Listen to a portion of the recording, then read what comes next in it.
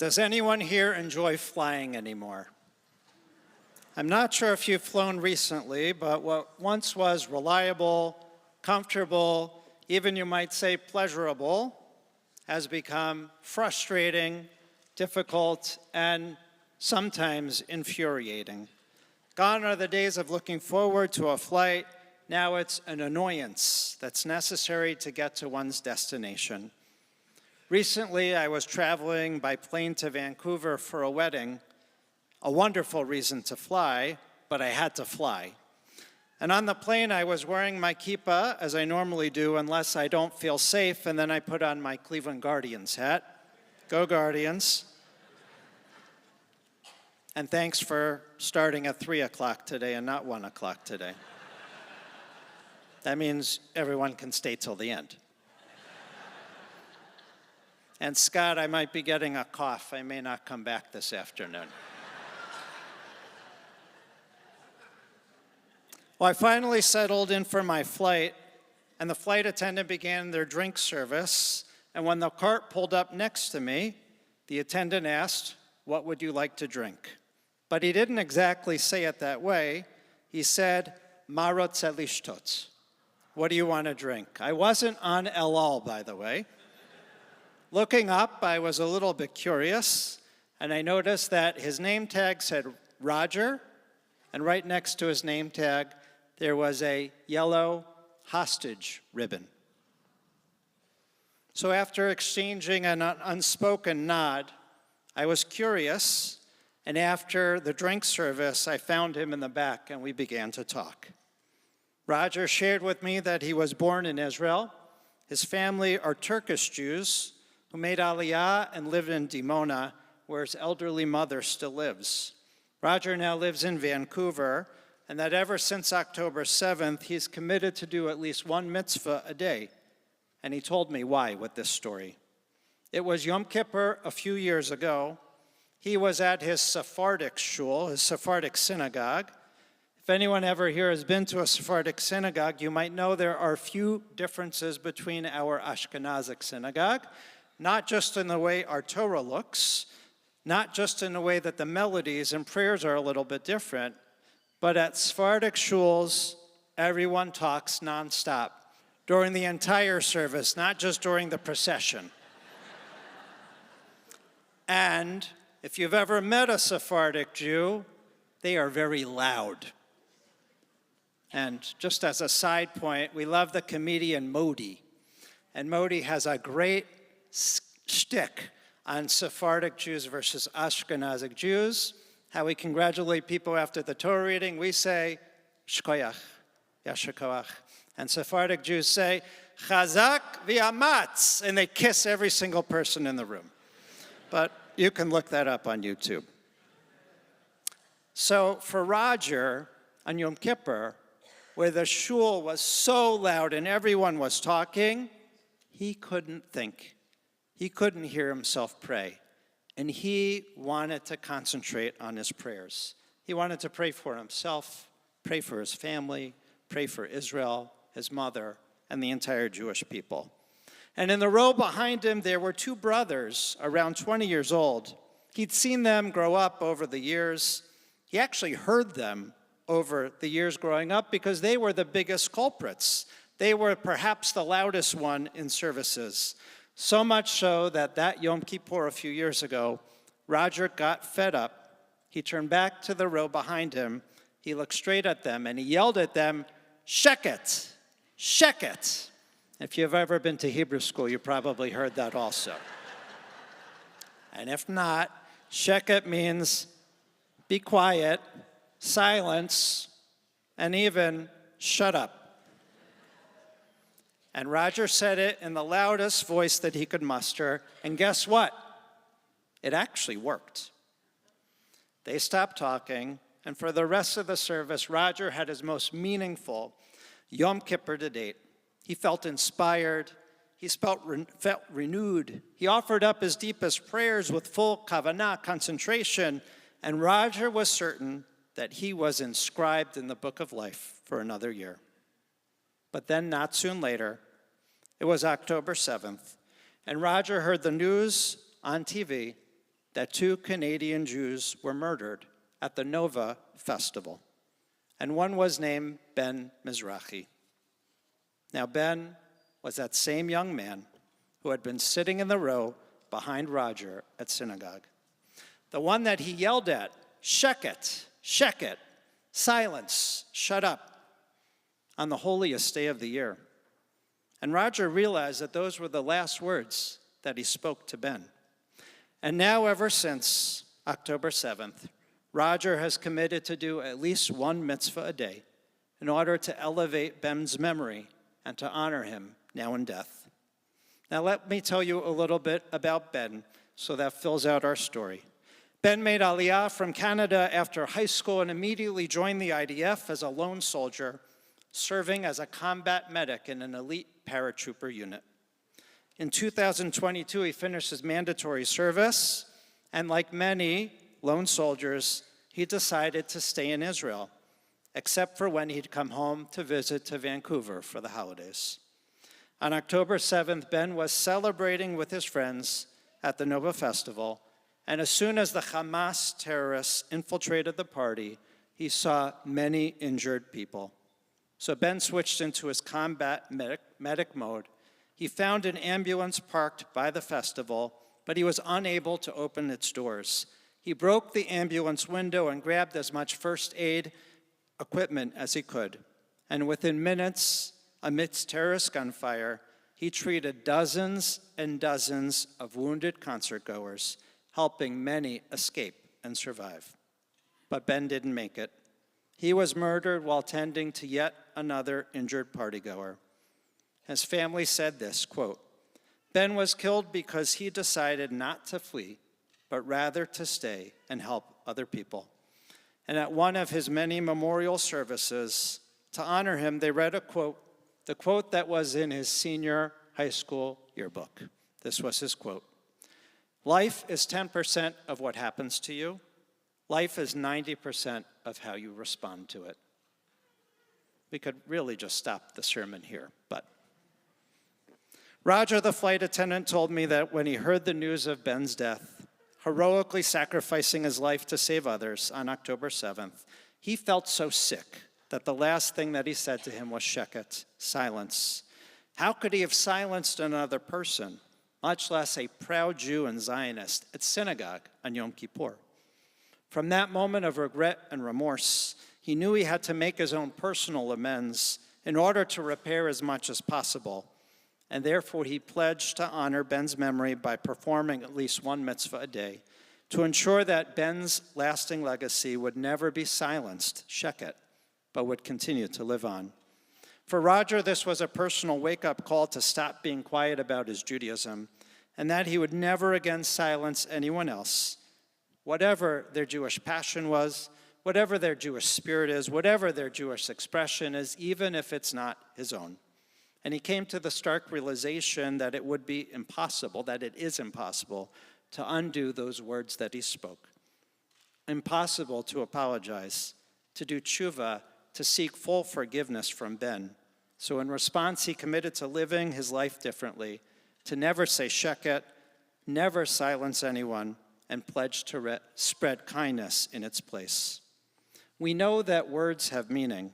We know that because when the Torah begins, God created the world by saying, "Let there be light," and there was light. We can say words, and our words have power.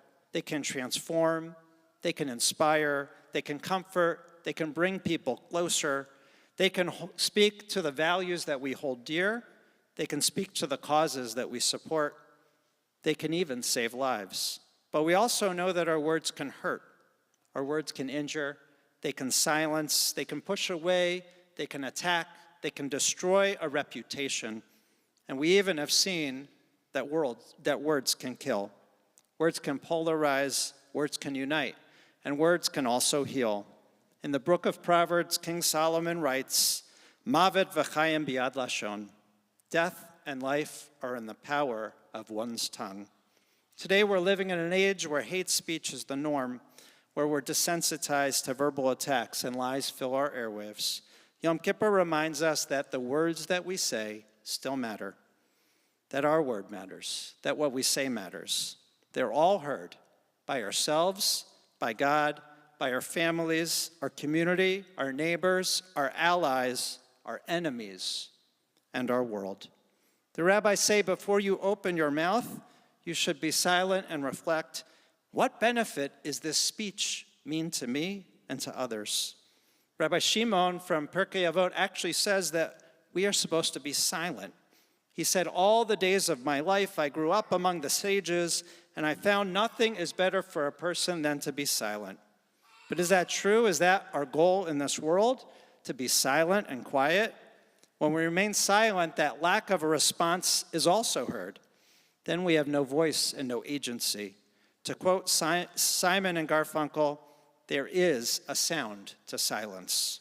Judaism requires us to speak up, to not be indifferent, to use our voice for good in this world. And the question this leaves us is, when do we amplify our voice and when do we silence? I'd like to share one more story that my new friend Roger, the flight attendant, told me. This is his second story.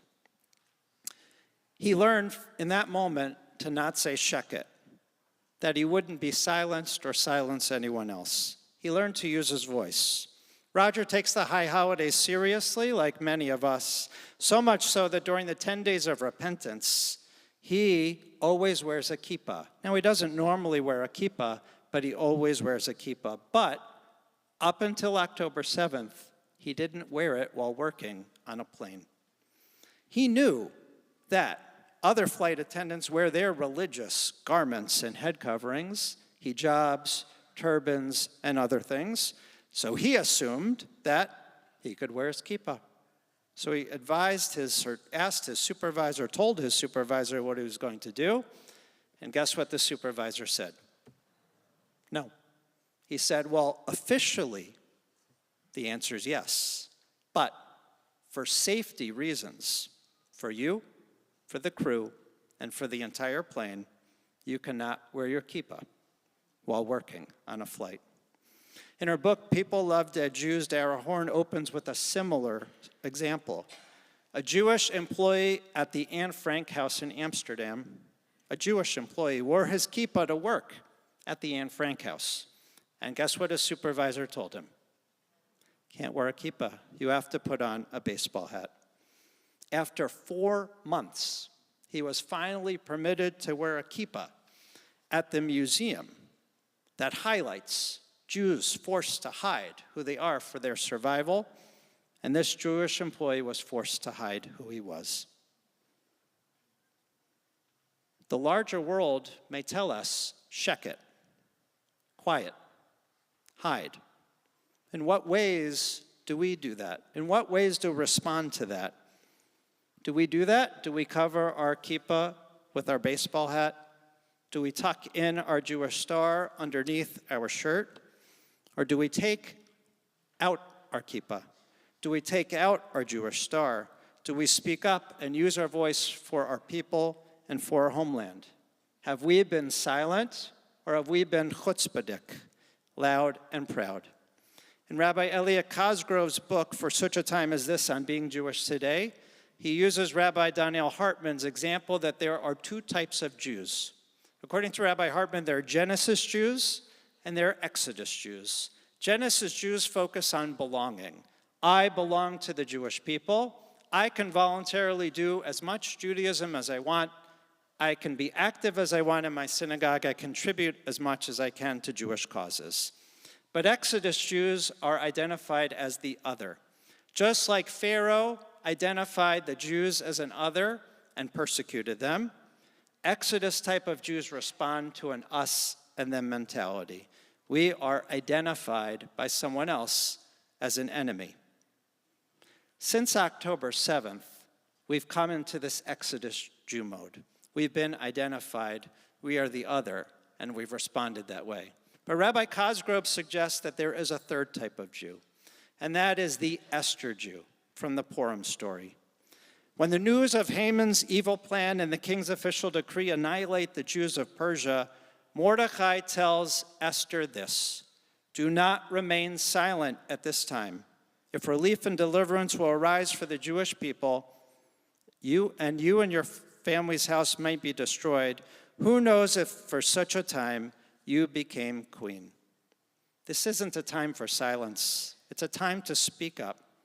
For us today, our Judaism cannot solely be quiet and hidden, internal and personal. This is an Esther moment. It can't just be with our family, at home, in the synagogue, by the shows that we watch, the podcasts we listen to, or even going on an Israel trip. In the face of the silencing that's happening, that many of us experience, for such a time as this, we must be louder within our Jewish lives and commit to a deeper practice, to learn more Torah, to learn more Hebrew, to learn more of our history, to deepen our knowledge, to make Shabbat a part of our weekly life. And we can learn how to balance being silent and being loud by the Amidah. In just a few moments, we're going to recite our core prayer, and the Amidah is recited two ways. It's recited individually, silently, and it's recited loudly together. But you might not know that we call it the silent Amidah, but it's actually not silent. You have to recite the Amidah loud enough that you hear it in your own ear. You are required to say the Amidah to yourself so that you hear it, but no one else. Even when we're silent, we need to remind ourselves who we are. We need to tell ourselves that we're Jewish, that we're proud, that we're committed. We need to tell ourselves what values we believe in and what values we uphold. And then when we say the Amidah together the second way, our prayer leader leads us, but we all have to join in because we are required to share our voice, to be in a beautiful harmony with that variety of Jewish views and our voices all heard together. What does it mean to be louder in our Jewish life? What do we need to whisper in our ear to remind us who we are and who we're meant to be? For Jews, even silence has to be loud. Even a whisper can make a huge impact. So on this day, when we reflect on the power of our words, when we do tshuva and pledge to change for the better, we ask ourselves, what have we left unspoken? What have we left silent in our lives? Are there truths we never voiced or pain we never named? Is there love that we never expressed? What haven't we said that we need to say right now, today? Did we have the courage to say it? What are the words that will be spoken when we are remembered after we are gone? What will we say to ensure that our lives will inspire mitzvahs? And so, in memory of Ben Mizrahi, in memory of all those murdered on October 7th, and in a moment as we'll recite Yizkor, in memory of all those that we remember, that we hold in our hearts, all those who whispered to us, all those who showed us, all those who told us who we can be, what we should be. For all of them, let's take on Roger, the flight attendant's pledge, to do one more mitzvah each day so that we can spread kindness. We can never be silent for such a time as this. May we all be inscribed and sealed in the book of life. May we all live in peace. Gamar Chatima Tova.